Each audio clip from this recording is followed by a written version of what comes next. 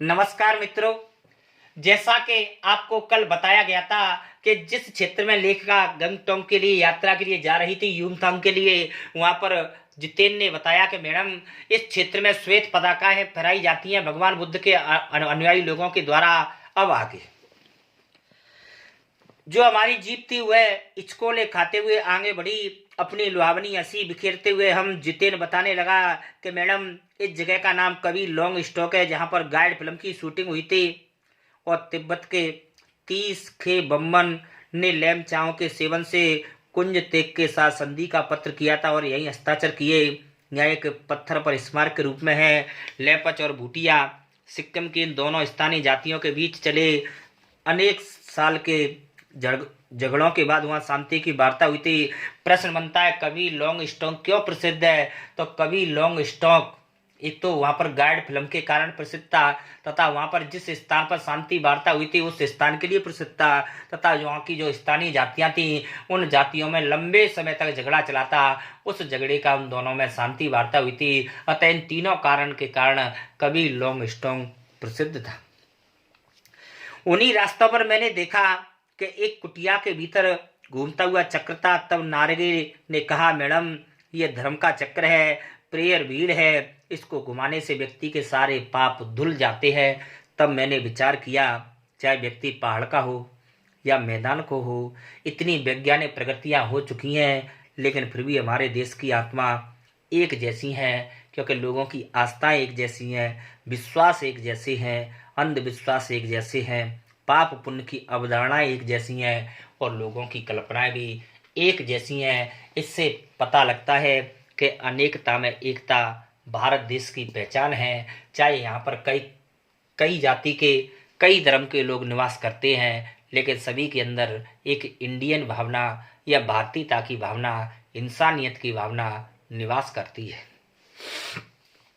धीरे धीरे हम ऊंचाई की ओर बढ़ने लगे। लोग, बाजार और बस्तियां पीछे छूटने लगे।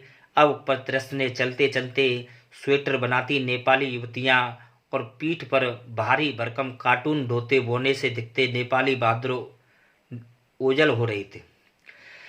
अब नीचे देखने पर घाटियां में ताश के घरों की तरह लग रही थी। पेड़ पौधों के बीच में छोटे छोटे घर दिखाई दे रहे थे।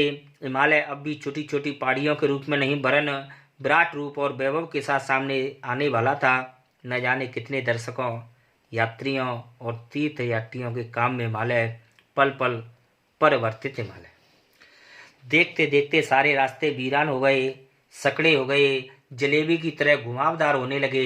हिमालय विशालकाय होने लगा, घटाएं गहराने लगीं, पाताल नापने लगे, वादियां चौड़ी होने लगी।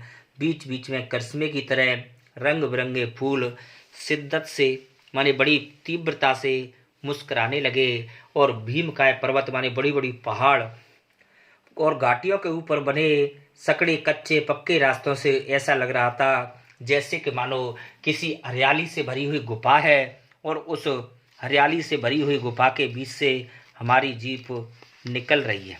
ऐसा भाव सभी लोगों को प्राप्त हो रहा था। इस बिखरी असीम सुंदरता का मन पर बड़ा प्रभाव हुआ और सभी सैलानी झूम झूम कर नाचने गाने लगे। अर्थात वहाँ की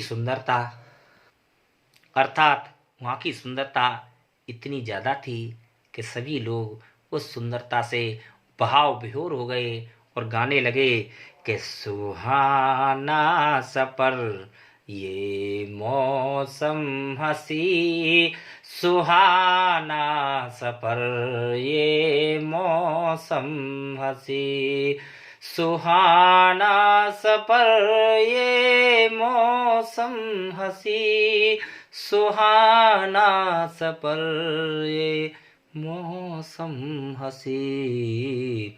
सभी लोग बड़े भाव विभोर हो रहे थे, लेकिन लेखिका कहती है कि मैं तो मौन थी। ऐसा लग रहा था किसी ऋषि मुनि की तरह शांत थी। मैं चाहती थी सारे परिदृश्य को अपने भीतर अंदर कर लूं। मेरे भीतर कुछ कुछ बूंद पिघलने लगी। जीप की खिड़की से मुड़की निकाल निकाल कर मैं आसमान को छूते पर्वत के शिखर देखती तो कभी ऊपर से दूध की धार की तरह झरझर गिरते जलप्रपात को।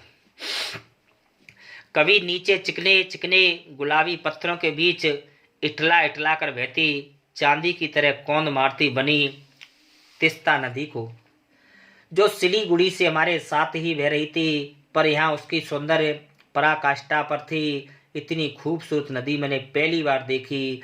मैं एकदम से रोमांचित हो गई, पुलकित हो गई, चिड़ियों की पंख की तरह मैं हल्की हो गई।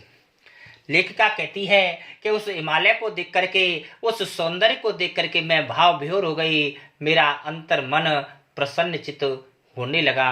अब आपको कल कराया जाएगा। तब तक के लिए नमस्कार।